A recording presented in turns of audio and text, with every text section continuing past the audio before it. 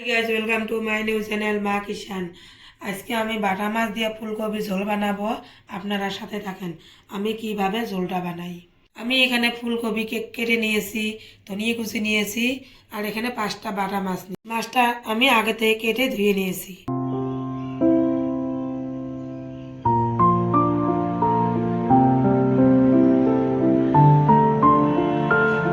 আমি আজকে মাটির চুলায় রান্না করব, চুলাটা আমি ধরে নেব।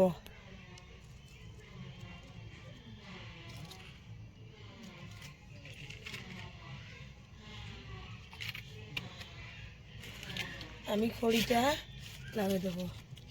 আমি ঠান্ডার দিনত মাটির চুলায় রান্না করি, ঠান্ডার দিনত মাটির চুলায় রান্না করতে খুব ভালো লাগে।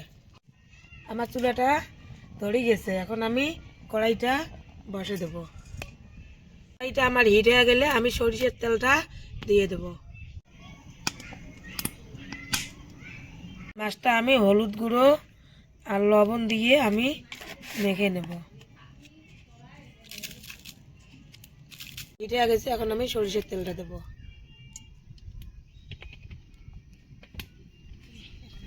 এখন আমি মাছটা ভালো করে মেখে নেব। আমার মাছটা মাখানো হয়ে গেছে, আমার তেলটা হিট হয়ে গেছে, এখন আমি মাছটা দেবো।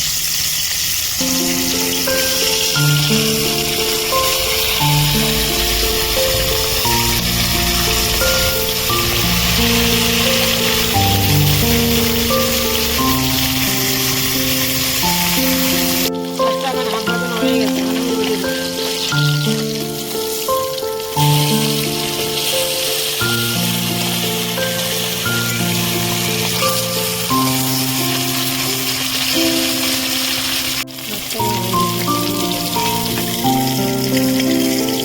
এখন আমি ফুলকপিটা দিয়ে দেবো।